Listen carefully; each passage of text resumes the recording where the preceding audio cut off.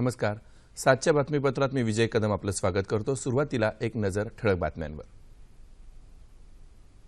Agusta Westland प्रकरणी राज्यसभेत संरक्षण मंत्र्यांचे निवेदन, काँग्रेसचा वारंवार व्यत्यय. कांदा उत्पादकांना दिलासा देण्यासाठी सरकार 15,000 टन कांद्याची खरेदी करणार असल्याची पासवान यांची लोकसभेत माहिती. जैश ए मोहम्मदच्या 3 संशयितांसह 12 जण दिल्ली पोलिसांच्या ताब्यात. राजधानी दिल्लीसह इतर शहरातील हल्ल्याचा कट उधळला. तंबाखूजन्य उत्पादनांच्या वेष्टनावर मोठ्या चित्राद्वारे वैधानिक इशारा छापण्याचे सर्वोच्च न्यायालयाचे कंपन्यांना निर्देश. आणि विजय मल्ल्या यांची राज्यसभेतून तातडीनं हकालपट्टी करण्याची राज्यसभेच्या आचरण समितीची शिफारस. नमस्कार आणि सविस्तर वृत्त. ऑगस्टा वेस्टलँड हेलिकॉप्टर प्रकरणी खरेदी प्रक्रियेचा भंग झाल्याचं संरक्षण मंत्री मनोहर पर्रिकर यांनी आज राज्यसभेत सांगितलं. ऑगस्टा वेस्टलँड प्रकरणी सदनात झालेल्या अल्पकालीन चर्चेनंतर त्यांनी निवेदन दिलं.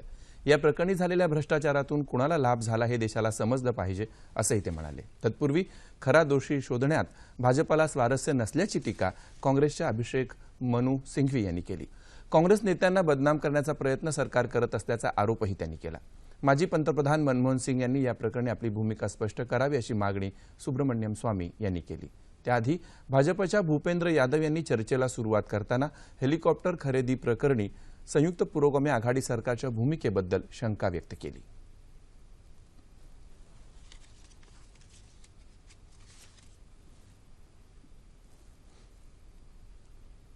आप अगस्ता को अंदर ले आए, आपको धन्यवाद. आपने उनका इवोल्यूशन अपने हिसाब से करा दिया, आपने अपने तरीके से किया होगा. आपने तत्कालीन प्रधानमंत्री जी और तत्कालीन रक्षा मंत्री जी के नोट्स की अवहेलना करी, आपको ज्यादा जानकारी होगी. लेकिन आखिर वो क्या कारण था कि जो कॉन्ट्रैक्ट नेगोशिएशन कमेटी थी उसने सही समय पर इसके उचित मूल्य का निर्धारण नहीं किया. और इसलिए कैग की रिपोर्ट के पेज नंबर 20 पे जो कंक्लूजन कैग की रिपोर्ट के हैं वो ये कहते हैं, this was more than 6 time of estimated cost. तुमच्याकडे पुरावा असेल तर कारवाई करा, मात्र ब्लॅकमेल करू नका असं माजी संरक्षण मंत्री ए.के. अँटनी यांनी चर्चेदरम्यान सांगितलं. कांद्याच्या भरघोस उत्पादनामुळे किमती घसरल्यानं अडचणीत आलेल्या कांदा उत्पादकांना मदत करण्याकरता केंद्र सरकार 15,000 टन कांदा खरेदी करणार आहे. अन्न आणि नागरी पुरवठा मंत्री रामविलास पासवान यांनी आज लोकसभेत ही माहिती दिली. कांद्याचे भाव गडगडल्याचा कांदा उत्पादकांवर परिणाम होत असल्याबद्दल सदनात चिंता व्यक्त करण्यात आली. या अंतर्गत नाशिकमध्ये खरेदीला आधीच सुरुवात झाली असून राजस्थानसह सर्वच कांदा उत्पादक राज्यांमध्ये केंद्र सरकारनं पथकं पाठवल्याचं त्यांनी सांगितलं. देशात केरळमध्ये मे अखेर किंवा जूनच्या सुरुवातीला मान्सूनचं आगमन होण्याची शक्यता असल्याची माहिती आज लोकसभेत देण्यात आली. विज्ञान आणि तंत्रज्ञान मंत्री हर्षवर्धन यांनी लेखी उत्तरात ही माहिती दिली. यंदा सरासरी किंवा त्यापेक्षा जास्त पाऊस होण्याचा अंदाज भारतीय हवामान खात्यासह इतर संस्थांनी दिला आहे. कर आणि प्रशासकीय लवादांची संख्या कमी करण्याकरता आंतरमंत्री स्तरीय गट स्थापन करण्यात आल्याचंही सदनात सांगण्यात आलं. केंद्रीय मंत्रालयात अल्पसंख्याकांच्या भरतीत वाढ झाल्याची माहितीही आज देण्यात आली. सार्वजनिक क्षेत्रातल्या बँकांची कर्ज बुडवणाऱ्यांच्या संख्येत गेल्या 3 वर्षात वाढ झाली असून थकीत कर्जाच्या रकमेतही जवळपास दुप्पट वाढ झाल्याची माहिती केंद्रीय वित्त राज्यमंत्री जयंत सिन्हा यांनी आज राज्यसभेत दिली. दिल्ली पोलिसांनी आज 12 संशयित दहशतवाद्यांना ताब्यात घेतलं आहे. यापैकी 3 जण जैश ए मोहम्मद या दहशतवादी संघटनेशी संबंधित असल्याचा संशय आहे. या तिघांना 10 दिवसांची पोलीस कोठडी देण्यात आली आहे. राजधानी दिल्लीसह इतर शहरात हल्ला घडवून आणण्याचा या सर्वांचा कट होता. या संशयितांकडून स्फोटकाचा मोठा साठा जप्त करण्यात आलाय. पूर्व दिल्लीतल्या गोकुळपुरी भागात स्फोटकं बनवण्याचा प्रयत्न करणाऱ्या दोघांना दिल्ली पोलिसांच्या दहशतवाद विरोधी पथकाच्या विशेष विभागानं काल ताब्यात घेतलं. त्यांच्या चौकशीदरम्यान इतरांची नावं उघडकीला आल्यानंतर दिल्ली आणि लगतच्या राज्यात रात्रभर छापे घालून या सर्वांना ताब्यात घेतल्याची माहिती वरिष्ठ पोलीस अधिकाऱ्यांनी दिली. 9 जणांची चौकशी अद्याप चालू आहे. दिल्ली पोलीस आणि केंद्रीय गुप्तचर विभाग यांच्या संयुक्त विद्यमानं कारवाईत घालण्यात आलेल्या छाप्याअंतर्गत ही कारवाई करण्यात आली. येत्या 24 तासात दिल्ली आणि उत्तर प्रदेशात विशेष विभाग आणखीही छापे घालण्याची शक्यता आहे. दरम्यान केंद्रीय गृहराज्यमंत्री किरेन रिजिजू यांनी दिल्ली पोलिसांच्या या प्रयत्नांची प्रशंसा केली आहे. दिल्ली पुलिस ने जो कार्रवाई की है बहुत अच्छा से किया है और जो इंटेलिजेंस इनपुट के साथ में जो लोकल लेवल में मल्टी एजेंसी सेंटर है, उस लेवल में इंटेलिजेंस शेयरिंग होता है। और दिल्ली के लिए तो खास करके राजधानी है, तो यहाँ में चौकसी तो बहुत ज्यादा होता ही है। तो इस लिहाज से अच्छा काम किया दिल्ली पुलिस ने। सिगरेटसह अन्य तंबाखूजन्य उत्पादनांच्या वेष्टनावर मोठ्या आकाराच्या चित्राच्या माध्यमातून वैधानिक इशारा प्रदर्शित करण्याचे निर्देश आज सर्वोच्च न्यायालयानं तंबाखूजन्य पदार्थ उत्पादक कंपन्यांना दिले। केंद्र सरकारनं या उत्पादनांच्या वेष्टनाच्या 85% भागावर वैधानिक इशारा छापण्याचे आदेश कंपन्यांना दिले होते। या आदेशाविरोधात कंपन्यांनी सर्वोच्च न्यायालयात दाद मागितली होती। उत्तराखंड विधानसभेत न्यायालयाच्या देखरेखीखाली बहुमत सिद्ध करण्याची व्यवहार्यता पडताळून पाहण्यासाठी सर्वोच्च न्यायालयानं आज केंद्र सरकारला 6 मे पर्यंत वेळ दिलाय। सरकारकडून आपल्याला या संदर्भात सूचना मिळालेल्या नाहीत असं महाधिवक्ता मुकुल रोहतगी यांनी न्यायालयाला सांगितल्यानंतर न्यायालयानं वेळ वाढवून दिली। आपल्या सूचनेवर महाधिवक्त्यांनी 6 मे रोजी बाजू स्पष्ट केली नाही, तरीही यावरची सुनावणी त्या दिवशी घेतली जाईल असं न्यायालयानं स्पष्ट केलंय। दरम्यान उत्तराखंडमध्ये राष्ट्रपती राजवट हटवण्याच्या उत्तराखंड उच्च न्यायालयाच्या निर्णयाला दिलेली स्थगिती सर्वोच्च न्यायालयानं पुढल्या आदेशापर्यंत कायम ठेवली आहे। बँकांचं कोट्यवधी रुपयांचं कर्ज थकवणारे उद्योगपती विजय मल्ल्या यांची राज्यसभेतून तातडीनं हकालपट्टी करण्याची एकमुखी शिफारस राज्यसभेच्या आचरण समितीनं केली आहे। ही शिफारस करण्यासंदर्भातला अहवाल आज राज्यसभेत सादर करण्यात आला। संसदेचं पावित्र्य आणि प्रतिष्ठा अबाधित राखण्यासाठी प्रमाद करणाऱ्या सदस्यांविरोधात कडक कारवाई करायला संसद कटिबद्ध असल्याचा संदेश याद्वारे जनतेपर्यंत पोहोचावा अशी अपेक्षा अहवालात व्यक्त करण्यात आली आहे। मल्ल्या यांच्या गैरवर्तणुकीचं गंभीर स्वरूप लक्षात घेऊन ही निलंबनाची कारवाई करण्याची शिफारस करण्यात आली आहे। दरम्यान राज्यसभेचे सभापती हमीद अन्सारी यांनी काल प्रक्रियात्मक कारणास्तव मल्ल्या यांचा राजीनामा फेटाळून लावला होता। ऑगस्टा वेस्टलँड हेलिकॉप्टर खरेदी कंत्राट घोटाळा प्रकरणी हवाई दलाचे माजी प्रमुख SP त्यागी यांची आज सलग 3ऱ्या दिवशीही सीबीआयनं चौकशी केली, तर वकील गौतम खेतान यांचीही आज चौकशी करण्यात आली। इटलीतल्या न्यायालयानं या प्रकरणात लाच देण्यात आल्याचं सांगितल्यानंतर खेतान यांची प्रथमच चौकशी करण्यात आली। एरोमॅट्रिक्स या कंपनीमार्फत लाच देण्यात आल्याचा आरोप असलेल्या या कंपनीचे खेतान हे माजी संचालक आहेत। सीबीआयच्या प्रथम माहिती अहवालात आरोपी म्हणून त्यांचं नाव नमूद करण्यात आलं आहे। राज्य सरकारनं शेतकऱ्यांच्या कर्जावरचं व्याज माफ केलं ही चांगली गोष्ट आहे, परंतु सध्याच्या परिस्थितीत अपवाद म्हणून केंद्र आणि राज्य सरकारनं शेतकऱ्यांना कर्जमुक्त करावं अशी मागणी शिवसेना पक्षप्रमुख उद्धव ठाकरे यांनी केली। लातूर इथं शिवसेनेच्या वतीनं आज 50 टँकर आणि 3000 लिटरच्या 100 टाक्यांचं लोकार्पण ठाकरे यांच्या उपस्थितीत करण्यात आलं। त्यावेळी आयोजित सभेत ते बोलत होते। राज्य सरकारनं शेतकऱ्यांच्या नुकसान भरपाईच्या रकमेत वाढ करावी अशी मागणीही ठाकरे यांनी केली। त्यानंतर ठाकरे यांनी उस्मानाबाद जिल्ह्यातल्या दुष्काळग्रस्त भागाची पाहणी केली। यावेळी परंडा तालुक्यातल्या भांडगाव इथं शिवजल क्रांती योजनेअंतर्गत करण्यात आलेल्या जलसंधारणाच्या विविध कामांचं लोकार्पण त्यांनी केलं। त्यानंतर पिण्याच्या पाण्यासाठी 500 सिंटेक्स टाक्यांचं वितरण तसंच जनावरांसाठी 100 सिमेंटच्या हौदांचं वाटपही त्यांच्या हस्ते झालं। आत्महत्याग्रस्त शेतकऱ्यांच्या ज्या मुलांना जिल्हा शिवसेनेच्या वतीनं दत्तक घेण्यात आलं आहे त्यांना यावेळी शैक्षणिक साहित्याचं वाटपही करण्यात आलं। ज्येष्ठ विचारवंत कॉम्रेड गोविंद पानसरे हत्ये प्रकरणातील संशयित आरोपी समीर गायकवाड याच्यावर पुढील सुनावणीवेळी आरोपपत्र दाखल करावं असे आदेश कोल्हापूर जिल्हा सत्र न्यायालयानं दिले आहेत। आज झालेल्या सुनावणी दरम्यान पानसरे यांच्यावर झालेल्या गोळीबारातल्या 5 रिकाम्या पुंगळ्या आणि त्यांच्या शरीरातून मिळालेली पुंगळी याची तपासणी फॉरेन्सिक लॅबमध्ये करण्यासाठी स्कॉटलँड यार्ड पोलिसांकडे पाठवण्यालाही न्यायालयानं परवानगी दिली। कॉम्रेड पानसरे खून खटल्याच्या सुनावणीचे सर्व अधिकार जिल्हा सत्र न्यायालयाला आहेत, त्यामुळे उच्च न्यायालय त्यात हस्तक्षेप करणार नसल्याचं मुंबई उच्च न्यायालयानं यापूर्वीच स्पष्ट केलंय। आज या संदर्भात सुनावणी झाली। या प्रकरणातील पुढील सुनावणी 20 मे रोजी होणार आहे। गावांचा विकास झाला तरच देशाचा विकास शक्य होणार आहे। गावांच्या विकासात ऊर्जा उपलब्धतेचं महत्त्व लक्षात घेऊन केंद्र सरकारचे प्रत्येक गावातल्या प्रत्येक घरात वीज पोहोचवण्याकरता सातत्यानं प्रयत्न चालू आहेत। सध्याच्या काळात ऊर्जेचं महत्त्व अनन्यसाधारण असून ग्रामीण भागाच्या विकासामध्ये ऊर्जेची उपलब्धता महत्त्वाची ठरते। प्रत्येक गावाला प्रगतीपथावर नेण्यासाठी प्रत्येक गावात वीज पोहोचवण्याचं लक्ष्य केंद्र सरकारनं निर्धारित केलं आहे। त्यासाठीच दीनदयाळ उपाध्याय ग्रामज्योती योजना सरकारनं सुरू केली आहे, जिच्या माध्यमातून कृषी आणि बिगर कृषी क्षेत्रात वापरली जाणारी वीज असं वर्गीकरण करता येऊ शकेल। गावातल्या ऊर्जा वितरणाच्या तंत्रज्ञानातही सुधारणा करण्याचे प्रयत्न करता येणार आहेत। तसंच प्रत्येक गावातल्या प्रत्येक घरात वीज जोडणी उपलब्ध होणार आहे। या कामाला गती देण्यासाठी केंद्र सरकारनं 1000 दिवसांच्या आत म्हणजेच 1 मे 2018 पर्यंत ज्या गावात आजपर्यंत वीज पोहोचलेली नाही अशा 18,452 गावांमध्ये वीज पोहोचवण्याचं लक्ष्य ठेवलं आहे. दीनदयाळ उपाध्याय ग्रामज्योती योजना सुरू होऊन जास्त काळ झाला नसला तरी या योजनेअंतर्गत आतापर्यंत 7,445 गावांमध्ये वीज पोहोचली आहे. प्रत्येक गावातल्या प्रत्येक घरात वीज पोहोचवण्याच्या उद्देशानं या योजनेला अधिक गतिमान करण्यासाठी ग्राम विद्युत अभियानाच्या माध्यमातून लक्ष ठेवण्यात येत आहे.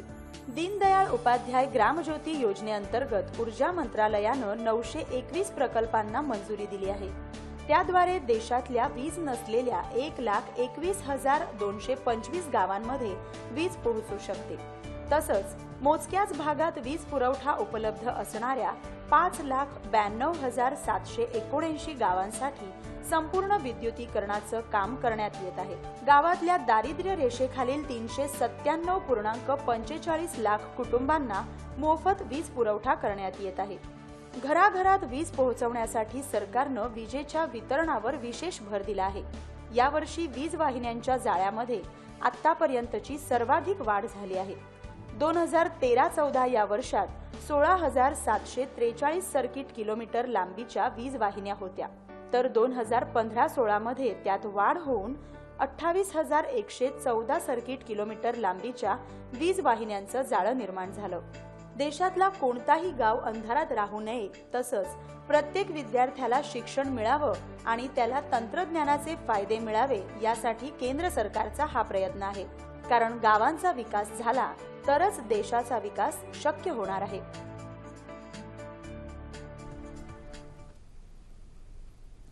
येत्या 3 वर्षात 77 कोटी एलईडी दिव्यांचं वितरण करण्याचं केंद्र सरकारचं उद्दिष्ट आहे. त्यामुळे मोठ्या प्रमाणात ऊर्जेची बचत होणार आहे.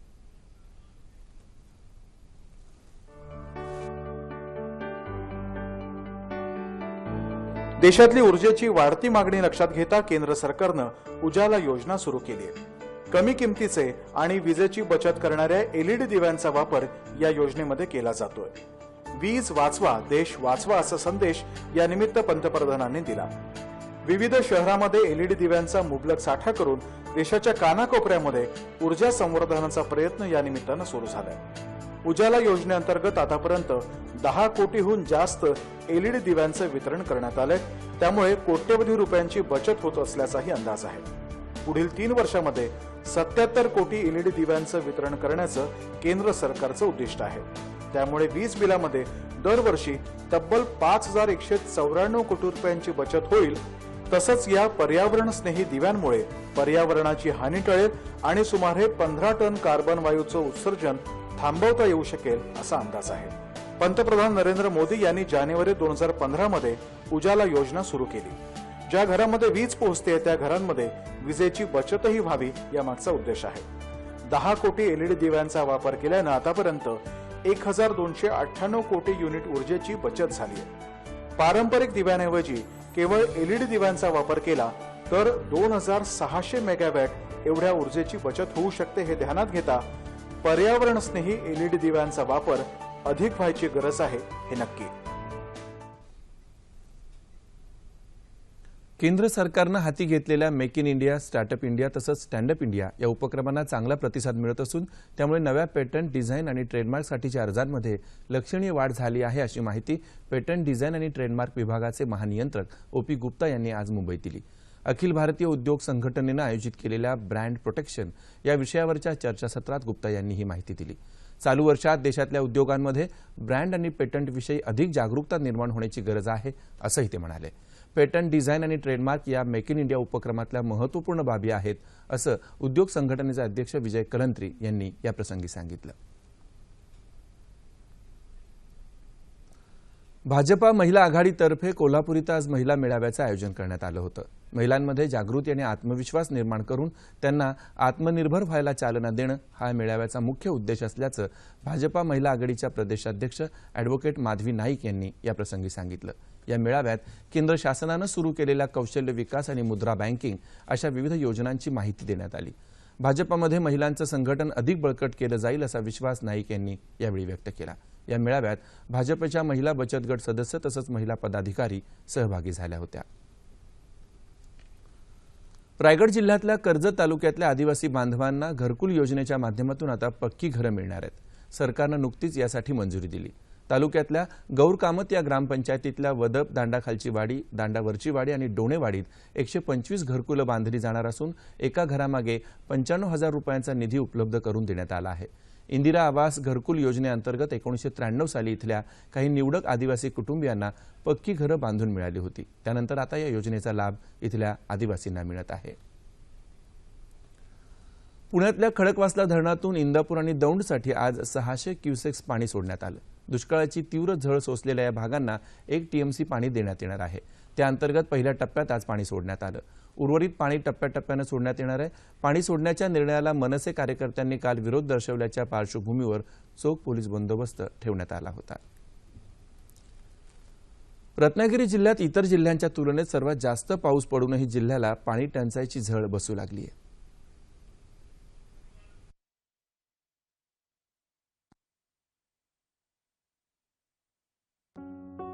रत्नागिरी जिल्ह्यामध्ये सध्या 37 गावांमध्ये 66 वाड्यांना टँकरनं पाणी पुरवठा केला जातोय.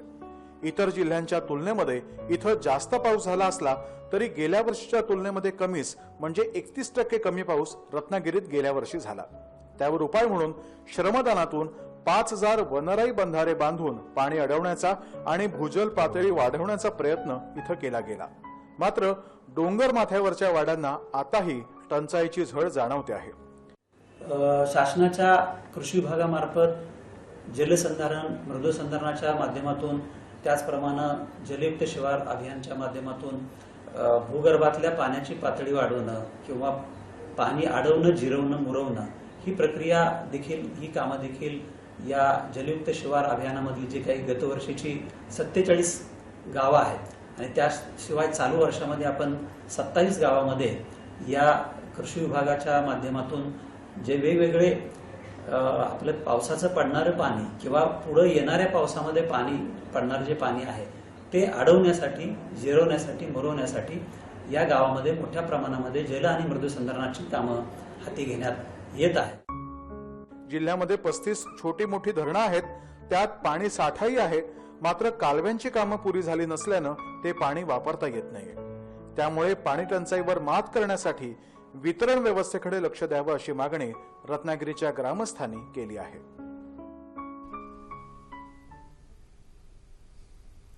राष्ट्रीय सागरी शोध आणि बचाव कार्यक्षेत्रातल्या मुख्य भाग असलेल्या भारतीय तटरक्षक दलाच्या वतीनं 7व्या search and rescue workshop and एक्सरसाइजचं काल अरबी समुद्रात आयोजन केलं होतं. सोमवार आणि मंगळवार अशा 2 दिवस चाललेल्या या कार्यशाळेमध्ये समुद्री शोध, बचाव कार्य आदी नियोजनाबाबत मार्गदर्शन करण्यात आलं. दुर्घटनाग्रस्त विमानातून प्रवाशांना सुखरूप बाहेर काढण्याचे प्रयत्न विविध यंत्रणांच्या समन्वयानं पार पाडण्याची चित्तथरारक प्रात्यक्षिकं यावेळी दाखवण्यात आली.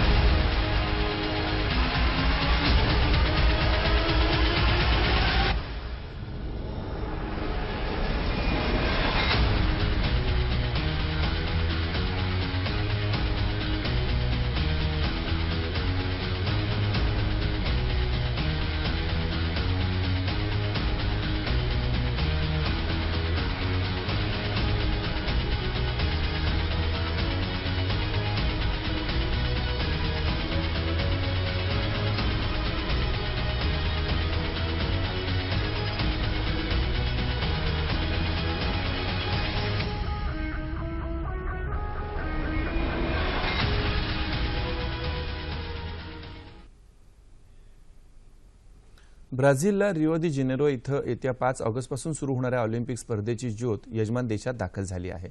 ग्रीसमध्ये प्रज्वलित करण्यात आलेली ही ज्योत स्वित्झर्लंडमध्ये नेण्यात आली होती. त्यानंतर ती काल ब्राझीलमध्ये दाखल झाली. रिओ ऑलिम्पिक 2016च्या स्थानिक आयोजन समितीच्या अध्यक्षांनी या ज्योतीचं स्वागत केलं. आता ही ज्योत ब्राझीलमधल्या 335 शहरांमधून फिरवण्यात येणार असून त्यासाठी 95 दिवसांचा कालावधी लागणार आहे. हा प्रवास सुमारे 20,000 किलोमीटरचा आहे. आणि आता हवामान वृत्त. मध्य महाराष्ट्राच्या काही भागात कमाल तापमानात लक्षणीय वाढ झाली आहे.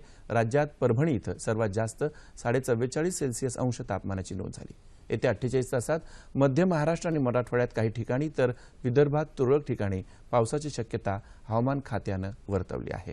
तापमान अंश सेल्सिअसमध्ये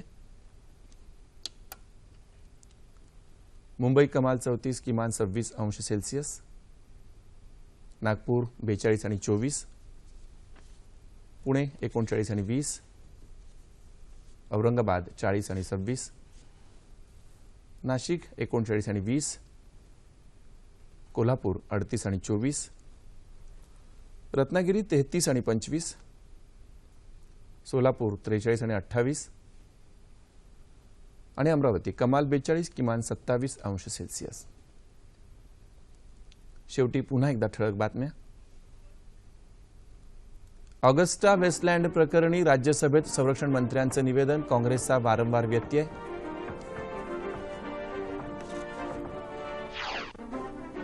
कांदा उत्पादकांना दिलासा देण्यासाठी सरकार 15,000 टन कांद्याची खरेदी करणार असल्याची पासवान यांची लोकसभेत माहिती. जैश ए मोहम्मदच्या 3 संशयितांसह 12 जण दिल्ली पोलिसांच्या ताब्यात, राजधानी दिल्लीसह इतर शहरातील हल्ल्याचा कट उधळला. तंबाखूजन्य उत्पादनांच्या वेष्टनावर मोठ्या चित्राद्वारे वैधानिक इशारा छापण्याचे सर्वोच्च न्यायालयाचे कंपन्यांना निर्देश. आणि विजय मल्ल्या यांची राज्यसभेतून तातडीनं हकालपट्टी करण्याची राज्यसभेच्या आचरण समितीची शिफारस. याबरोबरच हे बातमीपत्र संपलं. 10वीच्या परीक्षेनंतर पुढे काय या प्रश्नानं गोंधळात पडलेल्या विद्यार्थ्यांना त्यांच्या 10वी नंतरच्या करिअर निवडीचा मार्ग सोपा करण्याकरता राज्याच्या शालेय शिक्षण विभागानं महाकरिअर मित्र .in हे संकेतस्थळ आणि दूरध्वनीच्या माध्यमातून महाकरिअर मित्र हेल्पलाईन या सेवा सुरू केल्या आहेत. याविषयी अधिक माहिती जाणून घेण्यासाठी व्यवसाय मार्गदर्शन तसंच निवड संस्थेच्या समुपदेशक दीपाली दिवेकर यांना आज रात्री 9:30च्या बातमीपत्रात निमंत्रित करण्यात आलंय. तेव्हा पुन्हा भेटूया पुढील बातमीपत्रात आपल्या सह्याद्री वाहिनीवर. नमस्कार.